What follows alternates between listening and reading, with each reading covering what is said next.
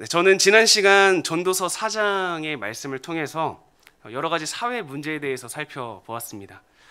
노동력 착취와 억압, 그리고 불순한 목적으로 임하는 수고, 그리고 함께 하는 것보다 혼자 있는 것을 더 편하게 여기는 모습들, 그리고 헛된 권력과 명예를 쫓는 모습 등 우리 주변 사회에서 나타나는 여러 가지 문제들에 대해서 살펴봤었습니다. 전도서 저자는 여러 종류의 사람들이 함께 어우러져 살아가는 이 사회를 날카로운 시선으로 관찰하면서 그곳에서 발생하는 여러 문제들과 헛된 노력의 모습들을 하나씩 지적해 나갔는데요. 저자는 이 5장에 들어서서 사회를 향해 있었던 그 날카로운 시선을 성전 안으로 옮기게 됩니다. 성경의 모든 내용이 중요한데요. 오늘 특별히 살펴볼 전도서 5장의 내용은 전도서의 구성을 살펴보았을 때 전도서의 가장 중심에 위치한 부분입니다. 성경의 문학적 장치는 우리의 생각보다 훨씬 더 정교하게 이루어져 있습니다. 그래서 성경은 그냥 아무렇게나 생각나는 대로 기록된 것이 아니라 나름대로의 구성을 가지고 어떠한 내용들을 어디에 배치해야 좋을지를 긴밀하게 생각해서 적은 내용이 바로 성경인데요. 그래서 보통 강조하는 부분, 저자가 핵심적으로 말하고자 하는 부분들을 성경의 한가운데에 위치시키고 있습니다. 오늘 살펴볼 5장이 전도서에서 바로 그 부분입니다. 지금까지 전도서 저자는 인칭 대명사를 나라는 1인칭을 사용했었습니다. 그래서 지금까지 전도서를 살펴보았을 때 내가 살펴봤더니, 내가 해 아래에서 일어나는 세상의 여러 문제들을 봤더니 이러이러한 문제가 있었다라는 이러한 뉘앙스로 쭉 이어왔었는데요. 5장에 들어서자 인칭대명사가 바뀌게 됩니다. 내가 아니라 너라는 인칭대명사를 사용하면서 이제는 다른 사람들에게 바로 대고 말하는 모습으로 바뀌게 된 것이죠. 그만큼 전도서 5장은 중요한 위치에 자리 잡고 있으면서 전도서 저자가 전도서를 통해서 꼭 전하고자 했던 핵심 메시지를 담은 장입니다. 지금까지는 인간의 개인적인 삶 속에 나타나는 문제와 사회에서 발생하는 문제에 대해 집중하고 있었던 저자의 시선이 이제는 성전 안을 바라보고 있다는 사실을 우리는 기억해야 합니다. 그렇다면 이 5장의 말씀을 통해 저자가 말하고자 하는 것이 무엇인지 우리 함께 살펴보도록 하겠습니다. 우리 먼저 1절 말씀을 함께 읽어보겠습니다. 1절 말씀입니다. 너는 하나님의 집에 들어갈 때에 내 발을 삼갈지어다. 가까이 하여 말씀을 듣는 것이 우매한 자들이 재물 드리는 것보다 나으니 그들은 악을 행하면서도 깨닫지 못함이니라. 저자가 가장 먼저 이야기하는 내용은 우매한 자들이 재물을 드리는 모습입니다. 먼저 우매한 사람에 대한 정의를 좀 살펴봐야 할 것 같은데요. 우매하다라는 사전적 정의는 어리석고 사리에 어둡다라는 것입니다. 우매한 사람이라는 것은 사리, 즉 일의 이치를 바르게 판단하지 못하는 사람입니다. 쉽게 말해서 무엇이 중요하고 그리고 무엇이 중요하지 않은지, 어떤 일이 더 우선되어야 하고 어떤 일을 조금 미뤄놓은 뒤 나중에 해야 하는 일인지에 대한 판단이 조금 둔한 사람을 우매한 사람이라고 일컫습니다. 전도서 저자는 우매한 사람이 재물을 드리는 모습을 지적하고 있는 것입니다. 하나님께 재물을 드리는 모습, 왜 이 모습이 잘못되었다라고 말하고 있는 것일까요? 하나님께 재물을 드리는 것이 중요하지 않기 때문일까요? 그러지 않습니다. 저자가 지적하는 것은 하나님께 재물을 드리는 행위가 잘못됐다는 것이 아니라 더 중요한 것은 생략한 채 덜 중요한 것에 몰두한 모습을 지적하는 것입니다. 저자가 말하는 더 중요한 행위는 무엇입니까? 전도서 저자가 이야기하는 더 중요한 행위는 하나님께 가까이 나가는 것, 그리고 그분의 말씀을 듣는 것입니다. 하나님께 가까이 나아가는 것, 그리고 그분의 음성에 귀를 기울이고 그 음성을 듣는 것이 너무나 중요한 일인데, 그러한 행동은 없이 재물만을 드리고 자신의 할 일을 다 마친 것처럼 그렇게 하는 행동이 잘못되었다라고 저자는 말하고 있는 것입니다. 하나님의 집에 들어와서 하나님을 만나고 하나님과 이야기를 하고 돌아가야 하는데 하나님의 집에 가서 그저 재물만 놓고 오는 것입니다. 저자는 이런 우매한 사람들을 향해서 이렇게 말합니다. 그들은 악을 행하면서도 깨닫지 못한다라고 말입니다. 하나님의 음성은 듣지 못하고 자신의 악한 행동을 돌아보지도 못하는 사람이지만 단지 재물을 드렸다라는 이유로 난 예배자의 사명을 다했어 라고 생각한 것입니다. 우매한 사람은 무엇이 진정한 예배자의 모습인지를 정확하게 판단하지 못합니다. 무엇이 진짜 예배이며 무엇이 진짜 하나님을 위한 것인지 잘 모릅니다. 분명한 연약함을 가지고 있는 인간은요, 그러한 자신의 연약함을 채우기 위해서 또한 그 연약함을 감추기 위해서 여러 가지 방법들을 사용합니다. 그 중에 한 가지가 보이는 것에 집중하는 것입니다. 보이지 않는 하나님을 바라보는 훈련이 잘 되어 있지 않고 보이지 않는 하나님의 음성을 듣는 일에 둔하다 보니까 보이는 것들에 신경을 쓸 수밖에 없었던 것입니다.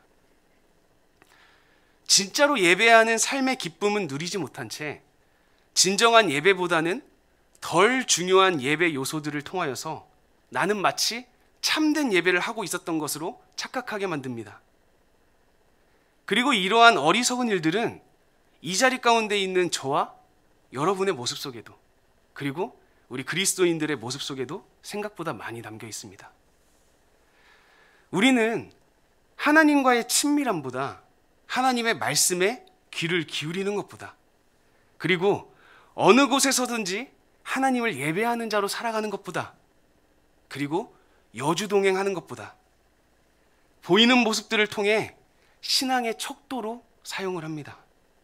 왜 그랬을까요? 이유는 간단합니다. 하나님의 말씀에 귀를 기울이며 살아가는 것을 판단하는 것은 너무나 어렵습니다.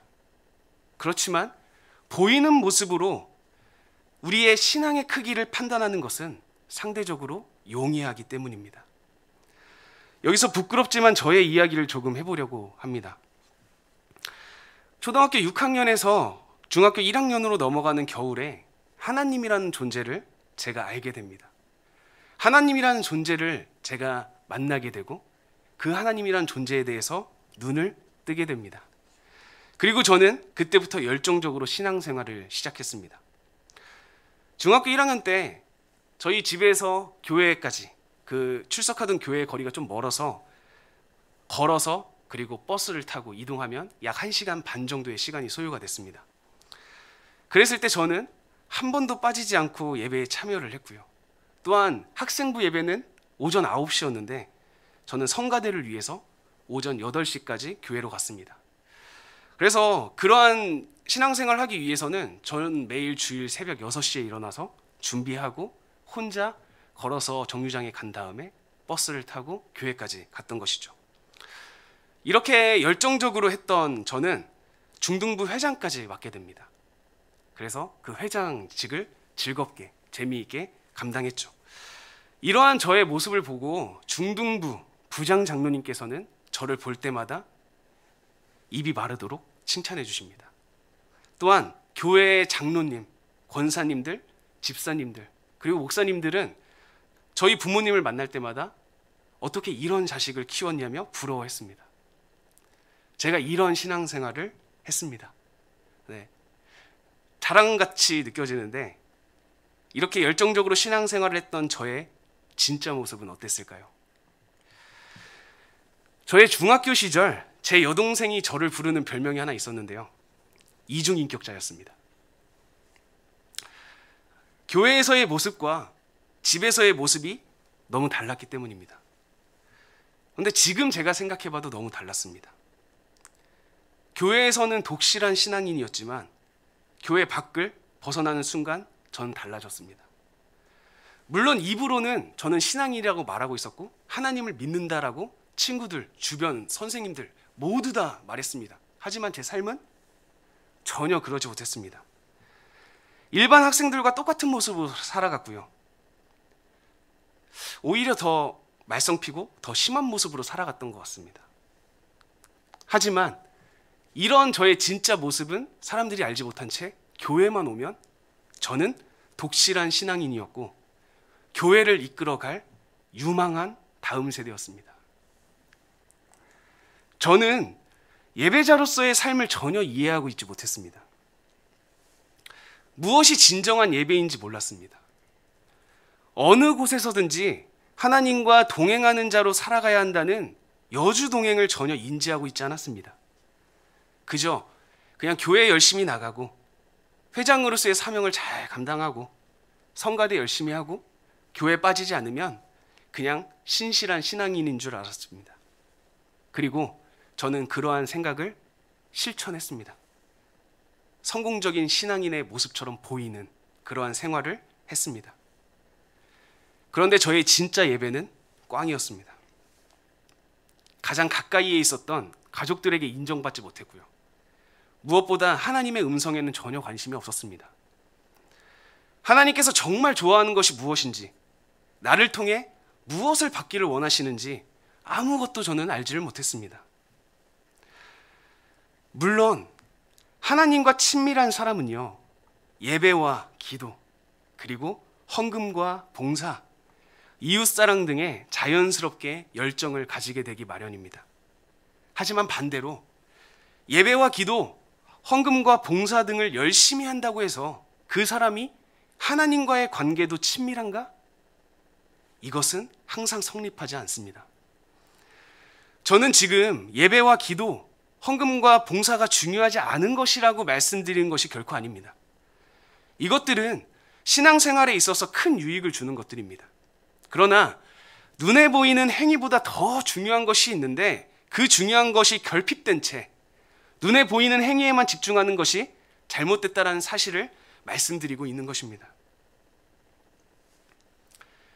하나님의 음성에 귀를 기울이는 것, 그리고 하나님의 말씀을 듣는 것, 하나님의 친밀한 교제 가운데 거하는 것, 어느 곳에 있든지 항상 예배자의 삶을 살아가는 것, 그리고 여주동행하는 것, 이것들보다 더 중요한 것은 없습니다. 이것이 진정한 예배자의 모습이며 이러한 보이지 않는 것을 가지고 우리는 신앙의 척도를 삼아야 됩니다. 그런데 문제가 있습니다. 보이지 않는 것을 가지고 우리의 신앙의 척도를 삼아야 되는데 보이지 않다 보니 정확한 판단이 어렵습니다. 눈에 보이는 신앙생활은 열심히 하지만 어느 곳에서든지 예배자로서의 삶을 살아가지 못할 수도 있고요. 눈에 보이는 신앙생활은 조금 미미해 보이지만 어느 곳에 가든지 예배자로서의 삶을 살아가는 사람들도 있습니다. 그래서 여기서 우리는 두 가지 사실을 기억해야 됩니다. 먼저 첫 번째, 타인의 신앙에 대한 판단을 섣불리 해서는 안 됩니다. 우리는 하나님과 같이 모든 것을 알 수 없는 존재이기 때문에 다른 사람들에 대하여 쉽게 판단하거나 예측하면 안 됩니다. 이 일은 오직 하나님께 맡겨야 합니다. 그리고 두 번째, 나의 신앙의 모습은 나 스스로 돌아보며 냉정히 진단해야 합니다. 타인의 신앙은 100% 정확하게 판단할 수 없지만 내가 나의 신앙의 모습을 판단하는 것은 100% 가능합니다. 내가 타인을 향해 있었던 냉철한 판단의 잣대를 나를 향해 사용해야 합니다. 전도서 저자는 하나님의 전에 와서 하나님께 제물을 드리는 것보다 더 중요한 것은 하나님의 음성에 귀를 기울이는 것이며 내 안에 악한 모습은 없는지 나를 돌아보는 것임을 말하고 있습니다. 사랑하는 성도 여러분, 하나님의 음성에 귀를 기울이며 듣는 저와 여러분이 되시길 간절히 축복합니다. 다음으로 저자가 말하는 두 번째 문제에 대해서 살펴보도록 하겠습니다. 2절과 3절 말씀입니다. 함께 읽겠습니다. 너는 하나님 앞에서 함부로 입을 열지 말며 급한 마음으로 말을 내지 말라. 하나님은 하늘에 계시고 너는 땅에 있음이니라. 그런즉 마땅히 말을 적게 할 것이라.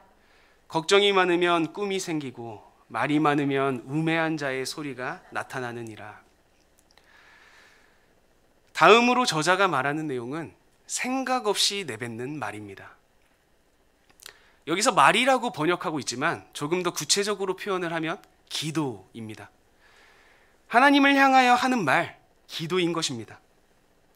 저자는 기도할 때 함부로 입을 열지 말라고 이야기합니다. 급한 마음으로 아무 이야기나 꺼내놓지 말라고 합니다. 이러한 겉면은 전도서에만 있는 것은 아닙니다. 마태복음 6장 산상수훈 중에서도 예수님께서 기도에 대한 내용을 언급합니다. 기도할 때 사람에게 보이려고 하지 말 것과 그리고 중언부언하지 말고 말을 많이 하지 말 것을 요구합니다. 예수님께서도 그리고 오늘 전도서 저자도 이러한 모습을 지적하고 있는데요. 왜 이러한 모습을 지적하는 것일까요? 전도서 저자가 설명하는 이유는 굉장히 간단합니다. 하나님은 하늘에 계시고 우리는 땅에 있는 존재라는 것입니다. 이것이 무슨 의미입니까? 이것이 도대체 어떤 의미이길래 우리가 함부로 말을 내뱉어선 안 된다라는 것일까요? 이 이야기는 하나님과 인간 사이에는 분명한 차이가 있다는 것을 우리에게 알려줍니다. 창조주이신 하나님과 피조물인 인간은 절대 좁힐 수 없는 차이, 절대 좁힐 수 없는 간격이 있습니다. 하나님은 온 세상 만물의 왕이시며 주인이신데 인간은 왕이신 하나님께 자기의 할 말만 빠르게 하고 가버린다는 것입니다. 왕과 신하의 모습을 그리고 창조주와 피조물의 모습을 한번 생각해 볼까요?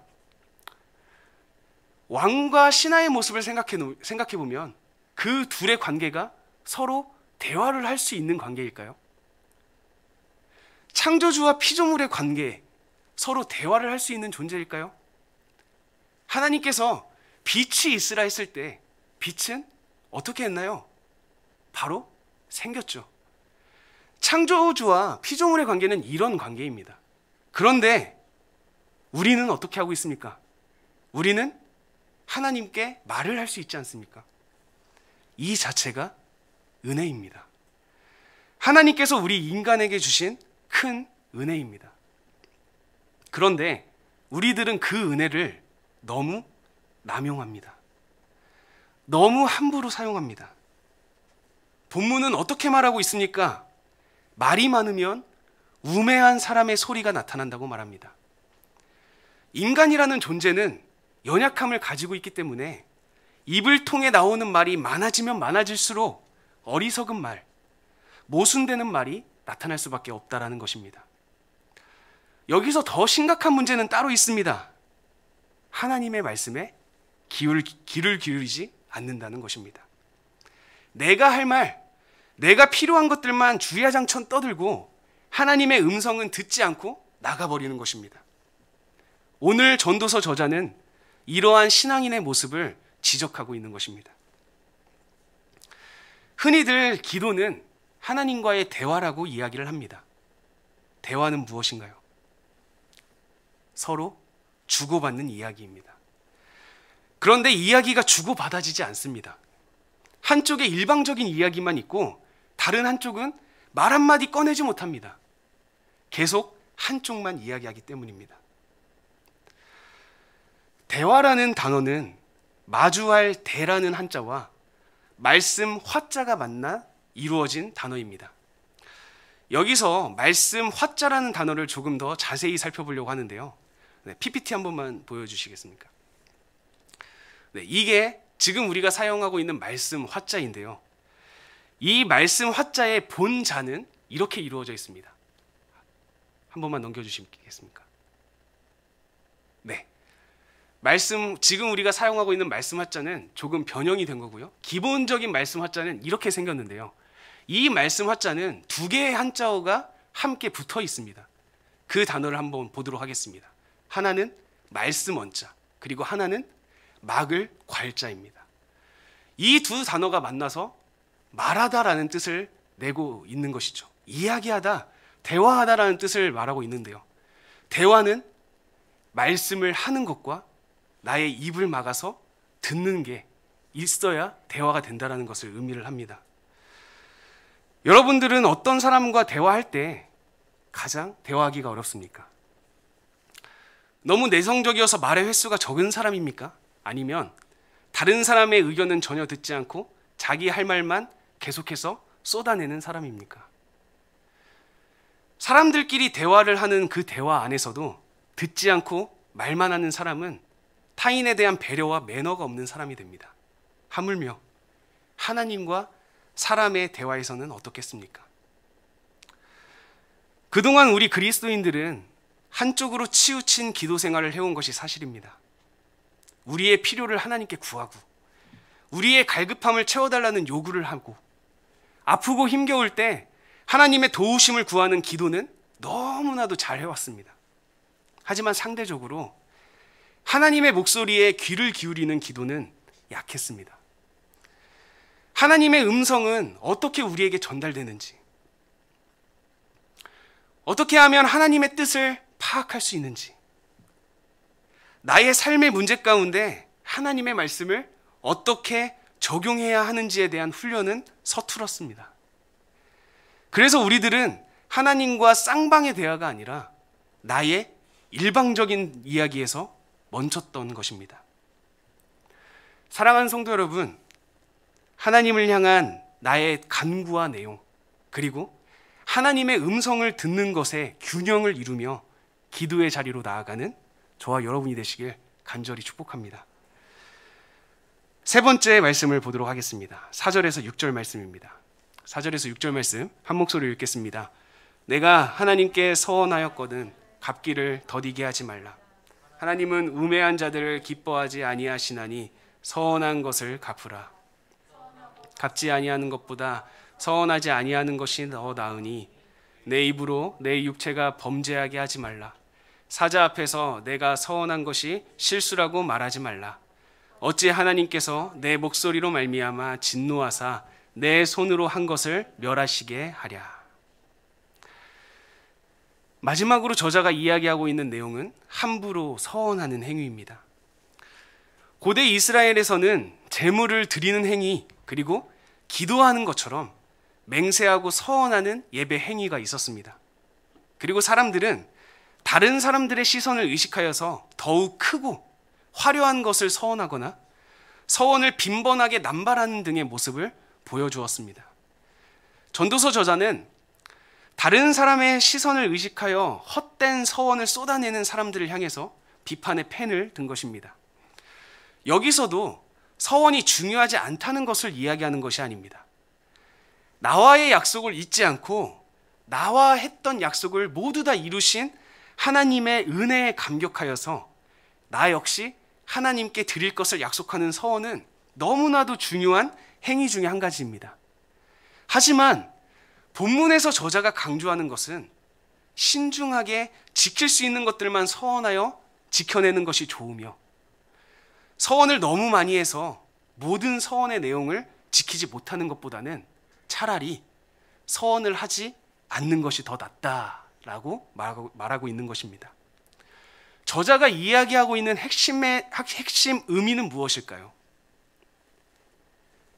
저자가 말하고자 하는 것은 서원을 하는 것보다 더 중요한 것은 말과 행동을 일치시키는 것이 더 중요함을 이야기하고 있습니다. 하나님께 더 많은 것, 더 큰 것, 더 좋은 것을 드리기 위하여서 자주 약속하는 행위보다도 더 중요한 것은 비록 작은 것이지만 나의 말과 나의 행동의 결과를 일치시키는 것이라는 것을 항상 기억하며 살아가야 됩니다. 사랑하는 성도 여러분, 말과 행동이 일치되는 삶을 살아가는 저와 여러분이 되시길 간절히 축복합니다. 말씀을 맺어보겠습니다. 오늘 본문 속에서 저자는요, 성전 안에 나타난 여러 가지 문제들을 지적하고 있습니다. 이러한 문제들을 지적함과 동시에 이 모든 문제를 해결할 수 있는 한 가지 제안을 하고 있는데요. 그리고 그 제안을 우리에게 제시함으로써 본문을 마무리하고 있습니다. 우리 마지막으로 7절 말씀을 함께 읽어보겠습니다. 꿈이 많으면 헛된 일들이 많아지고 말이 많아도 그러하니 오직 너는 하나님을 경외할지니라. 저자가 이야기하는 해결책은 하나님을 경외하는 것입니다. 다른 사람들에게 보이는 것에 치중하지 않고 말을 아껴 신중하게 사용하며 섣불리 서원하지 않는 모습은 하나님을 경외하는 삶을 통해 가능하다는 것입니다. 하나님을 경외하면 보이는 것에 치중하지 않고 보이지는 않지만 더 중요한 것이 무엇인지를 살피게 될 것입니다. 하나님을 경외하면 전능하신 하나님께 하는 말에 대하여 신중하게 접근할 수밖에 없게 될 것입니다. 하나님을 경외하면 섣불리 서원하는 잘못을 저지르지 않을 것입니다. 그리고 무엇보다 하나님을 경외하면 하나님의 음성에 귀를 기울이게 될 것입니다. 듣는 것의 중요성에 대해서는 성경에서 생각보다 더 자주 등장을 하고 있습니다. 우리가 잘 알고 있는 사울 왕 역시도 이러한 이야기를 듣게 되죠. 하나님께서 아말렉이라는 족속을 모조리 진멸하고 오라고 말했는데 사울은 그 명령에 순종하지 않고 아말렉의 왕과 살찐 짐승을 살려옵니다. 이러한 모습을 본 사무엘 선지자가 왜 그랬냐며 질타했을 때 사울은 이렇게 말합니다. 내가 하나님께 더 좋은 것으로 드리기 위해서 가져왔다. 이러한 사울의 이야기가 얼마나 합리적입니까? 내가 갖는 것보다 하나님께 더 좋은 것, 더 살찐 것을 드리기 위하여 가져왔다라는 이 이야기 말입니다. 그런데 이 이야기를 들은 사무엘이 어떻게 이야기합니까? 사무엘상 15장 22절 말씀입니다. 우리 같이 읽어보겠습니다. 사무엘이 이르되 여호와께서 번제와 다른 제사를 그의 목소리를 청종하는 것을 좋아하심같이 좋아하시겠나이까? 순종이 제사보다 낫고 듣는 것이 순양의 기름보다 나으니. 사무엘 선지자가 이야기한 것은 무엇입니까? 순종, 하나님의 말씀대로 행하는 것, 그것이 하나님께 올려드리는 예배보다 낫고 하나님의 말씀에 귀를 기울이는 것, 그것이 순양의 기름, 하나님께 올려드리는 예물보다 낫다라고 이야기를 합니다. 그런데 우리는 지금까지 반대로 해오고 있지 않았습니까? 하나님께 순종하는 것보다 하나님께 올려드리는 제사를 더 중요하게 여겼고 하나님의 말씀에 귀를 기울이는 것보다 어떻게 하면 더 좋은 순양의 기름을 하나님께 올려드릴 수 있을까를 더 고민하고 있지는 않았습니까? 시편 40편 말씀을 보면 우리에게 충격적인 이야기가 기록되어 있습니다. 40편 1절 말씀입니다. 함께 읽습니다. 내가 여호와를 기다리고 기다렸더니 귀를 기울이사 나의 부르짖음을 들으셨도다. 우리는 내가 말을 해야만 하나님께서 우리의 기도에 응답하시는 줄로 알고 있습니다. 그런데 40편 기자가 이야기하는 것은 무엇입니까? 내가 하나님의 음성을 듣기 위하여 기다리고 기다렸더니 하나님께서 오히려 귀를 기울여 내 부르짖음을 들었다라고 이야기를 합니다. 하나님은 우리가 부르짖어야만 들을 수 있는 분이 아닙니다. 하나님은 우리가 붙잡고 기도해야만, 큰 소리로 외쳐야만 들을 수 있는 분이 아닙니다. 우리는 지금까지 내 관점에서 하나님을 생각해왔고 내 관점에서 하나님을 의지해왔습니다. 그런데 하나님은요, 내 말에 귀를 기울여라. 내 말을 좀 들어봐라. 네가 나의 음성에 귀를 기울이면 너의 기도의 제목은 자동적으로 내가 들을 것이다 라고 이야기를 하고 있는 것입니다. 이것이 시편 40편에서 우리에게 말하고 있는 내용입니다. 사랑하는 성도 여러분, 하나님을 경외하는 것, 그리고 하나님의 음성에 귀를 기울이는 것, 여주동행하는 것, 우리가 어디를 가든지 하나님의 자녀로서의 삶을 살아가는 것, 이것이 참된 예배자의 모습임을 항상 기억하며 살아가는 저와 여러분이 되시길 간절히 축복합니다. 그래서 매일매일을 여러분들이 어디를 가든지 어느 곳에서 있든지 어느 곳에서 하나님께 나아오든지 간에 그곳에서 예배자의 모습으로서 나아가는, 그리고 예배자의 모습으로 살아가는 저와 여러분이 되시길 주님의 이름으로 간절히 축복합니다.